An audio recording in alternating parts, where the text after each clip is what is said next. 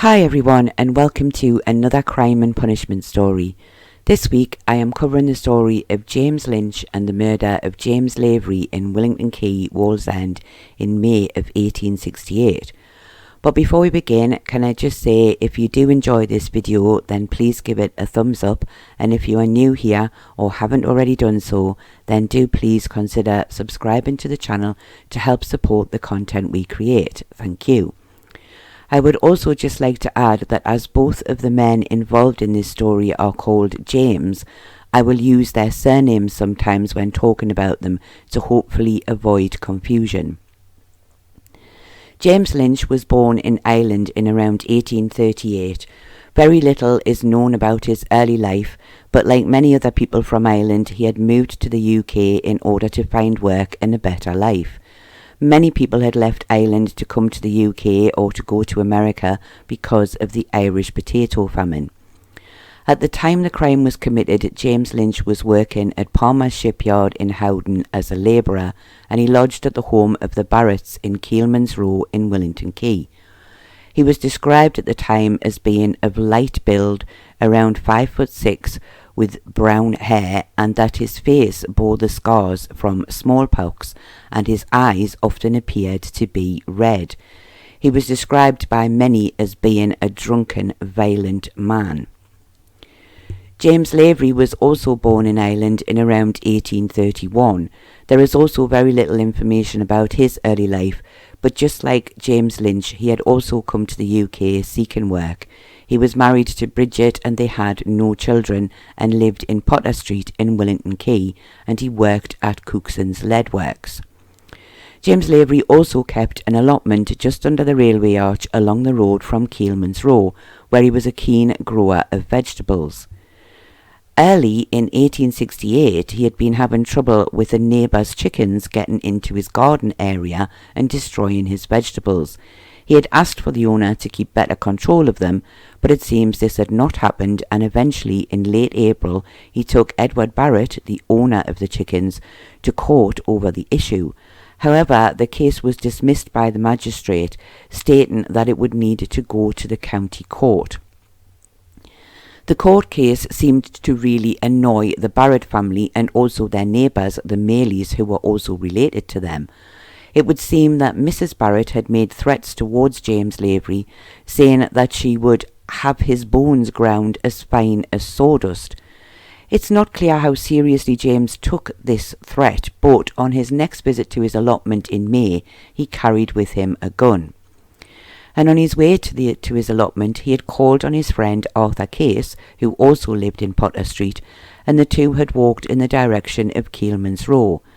As they passed these houses, Mrs. Barrett and Mrs. Maylie both stepped outside and began to shout abuse at James Lavery, Mrs. Barrett at one point even throwing stones at him. Also out in the street were James Lynch and Stephen Cady. James Lavery continued on his way, attempting to take as little notice of the commotion as possible.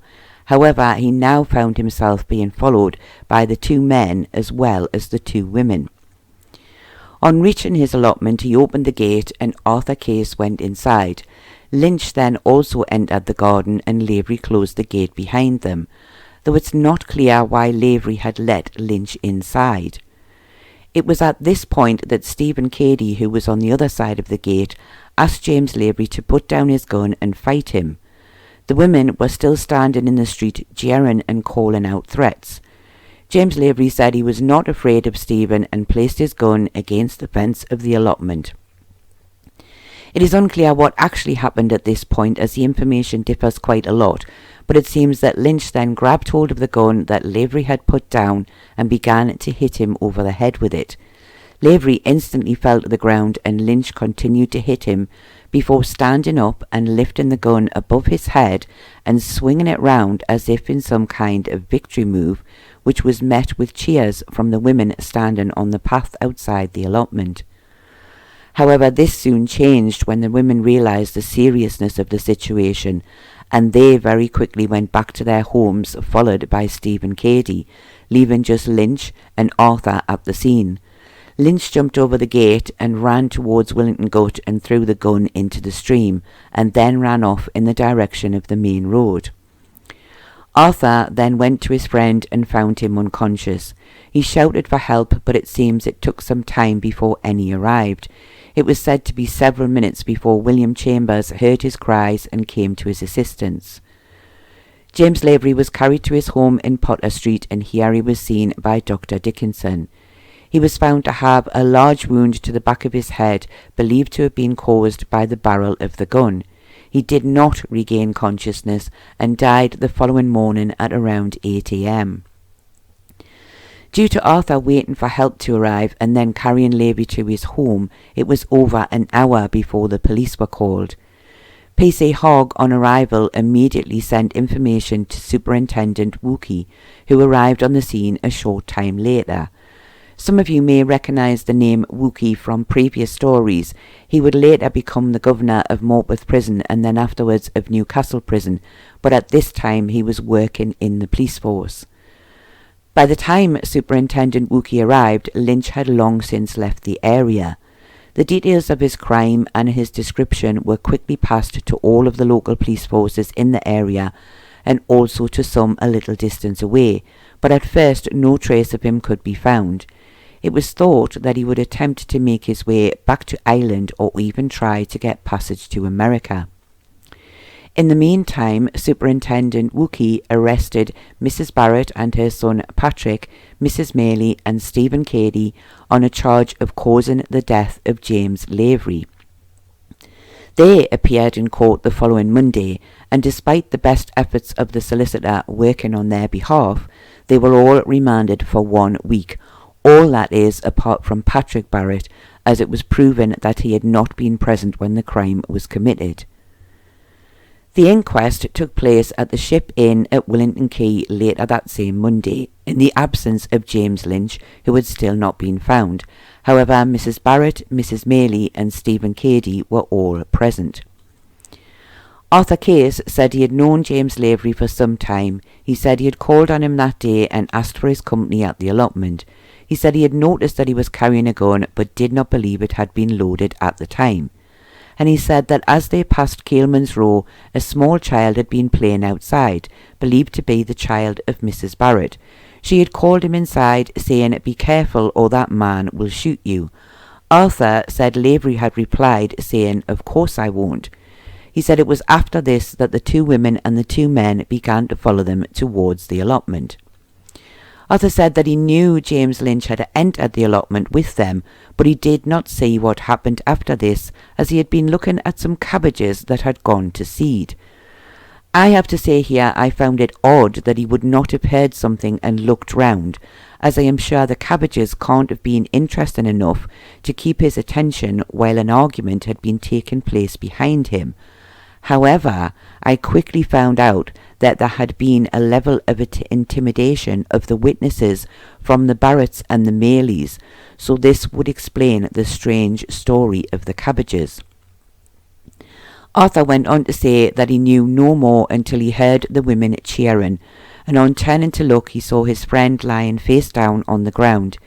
He did not go over immediately, but as soon as James Lynch jumped over the gate and ran away, he went over to Lavery and started to shout for help. He said he did believe that Lynch had been drinking that day, but did not believe him to be drunk. Arthur was the only witness to make the suggestion that James Lynch had been drinking. Dr. Dickinson said he had examined James Lavery at his home. He said the wound to the back of his head was deep enough to see inside his brain. It was clear from his first examination that Lavery would not recover.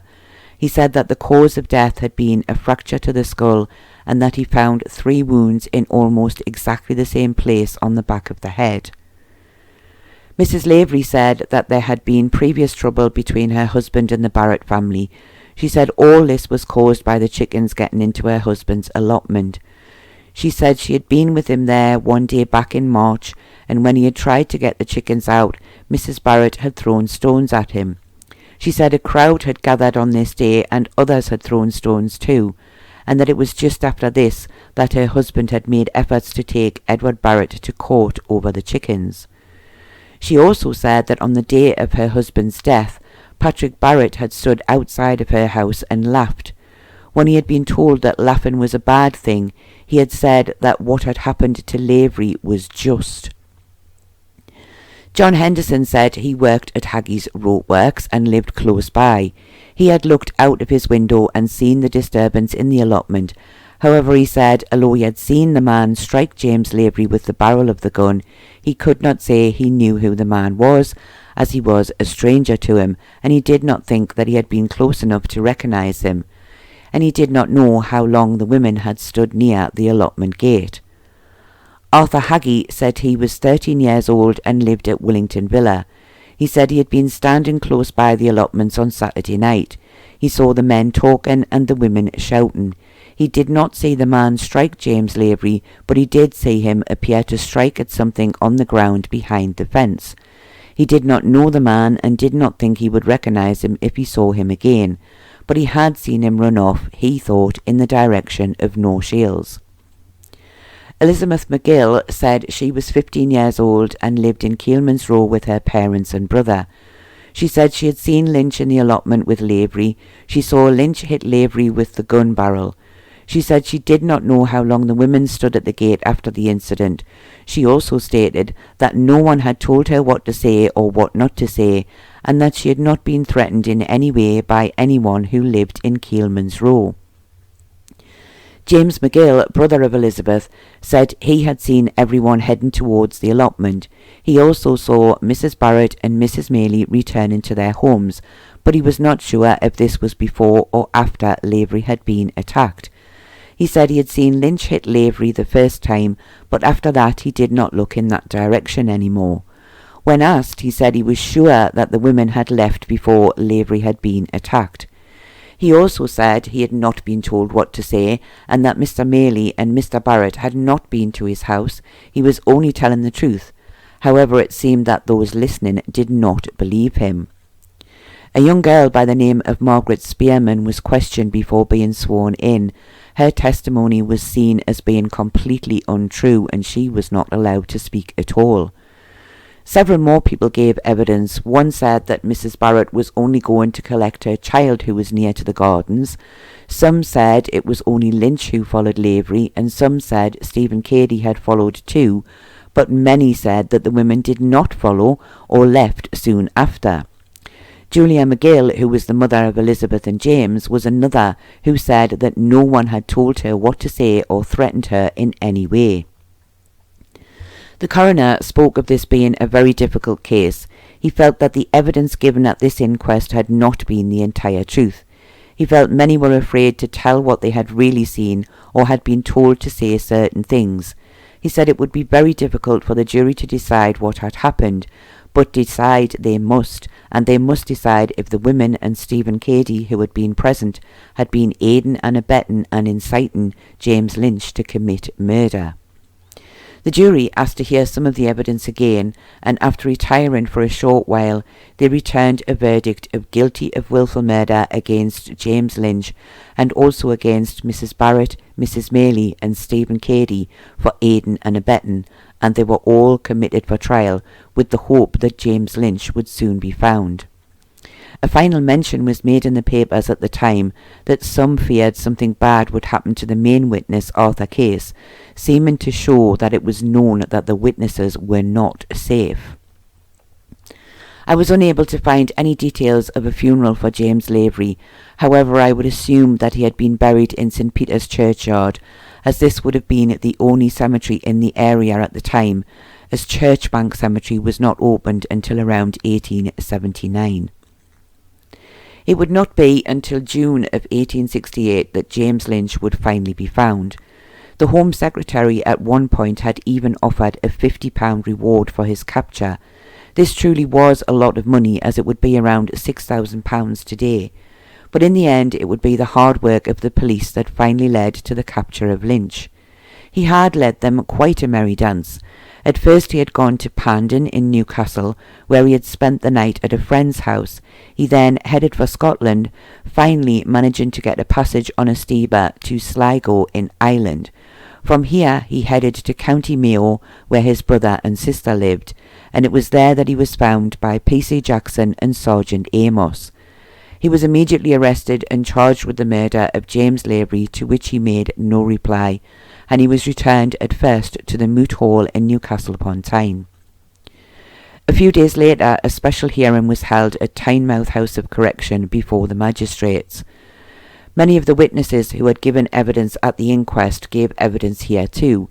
Although there was very little difference in what they had said previously, James Lynch was allowed to question them, and on almost every occasion he asked had they seen James Lavery point the gun at him or threaten him with the gun, and in each case the witnesses had said no, they had not. He also stated that Lavery had threatened to shoot those near him that day, meaning the men and women surrounding the allotment, but no one said they had heard this. He admitted that he had picked up the gun but had not intended to kill James Lavery. The magistrates, on hearing the evidence, formally charged Lynch with the wilful murder of Lavery, and he was committed for trial. He was then returned to his cell below the courthouse at the House of Correction. The trial took place at the Moot Hall in July of 1868. The case against Stephen Cady for his part in the crime was dropped. However, the case against Mrs. Maylie, Mrs. Barrett and James Lynch would still go ahead. All three pleaded not guilty. Mary Stevenson said she had been near Keelman's Row after the murder had been committed, and she had seen James Lynch breaking up the gun, and that he had then thrown it into Willington Gut. Willington Gut is a section of water which runs past where Keelman's Row once stood and eventually comes out at the River Tyne. The course of the water has slightly been changed over the years, and in 1868 it would have been a little closer to the houses. Mary continued by saying she had asked Lynch what he was doing, did he plan to murder anybody else, and she said he had replied by saying if anyone like Lavery came up to him again he would do the same to them. Mrs. Lavery, Elizabeth Stoker and Margaret Curtin all said that James Lavery had had many rows with the Barrett and Maylie families over the chickens going into his allotment. It was said that Lavery had even shot and killed some of the chickens, leading to the Barretts calling him the chicken killer or the hen murderer whenever they saw him. P.C. Hogg and Sergeant Radpath said they had retrieved the parts of the gun from the river. They stated that the gun was not loaded and that Lavery would not have been able to shoot at anyone. This was perhaps in response to the claims of Lynch that he had pointed the gun at him once or twice and had threatened to shoot him. Arthur Case and Elizabeth McGill gave the same evidence that they had given at the inquest, and Dr. Dickinson also gave the same evidence. Several other people gave the same evidence at the trial as they had at the inquest, but they were classed as being unimportant witnesses based on the feeling that they were still not telling the entire truth. However, this led to the judge deciding that there was no case to answer for Mrs. Barrett and Mrs. Maylie, leaving just James Lynch in the dock. Perhaps due to his many outbursts at the earlier hearing, James Lynch did not testify on his own behalf. The defence said he could find no evidence to suggest that Lynch had ever had any previous disagreement with Lavery. He had not at any time argued or threatened him, or vice versa. He believed that it had been an act carried out in the heat of the moment. He had grabbed the gun and not attempted to shoot him with it, but instead had hit him about the head with it. It was done in a moment of madness, and he felt sure the jury would see this to be the truth, and find James Lynch only guilty of manslaughter, if at all. The judge in Summernuk took a similar stance to that of the defence. He also believed that James Lynch had not planned to kill. He stated quite clearly that he believed it was the duty of the jury to reduce this case to one of manslaughter. The jury retired for around 25 minutes, and on their return they did indeed find James Lynch only guilty of manslaughter. The judge in passing sentence said he quite agreed with the verdict. However, he felt the case could not be treated lightly, and he sentenced James Lynch to 10 years penal servitude. James made no reply to this and was removed from the dock. It was quite difficult to find where James Lynch was sent to serve his sentence, but it is quite possible that he ended up in Lancashire. He was released from prison in around July of 1878. There has been no evidence from my research to suggest that he ever returned to the northeast, or any details of what happened to him after his release from prison, so perhaps he returned to Ireland. Mr. and Mrs. Barrett and Mr. and Mrs. Maylie continued to live in Keelman's Row for several years after the murder, and it is possible that they were indirectly involved in another crime in the area in 1884, when two of the lodgers living with one of the families were involved in a brutal attack outside of the nearby Railway Inn public house. I must admit that I did find it quite unfair that they continued on with their life in the area as if nothing had happened. After the fears that Arthur Case would be attacked before the trial, it would be thought that he would have moved away from the area as soon as the trial was over. However, he also continued to live in the area for many more years and could be found living in Stevenson Street in 1881. Sadly, I was not able to find any details for James Lavery's widow, Bridget.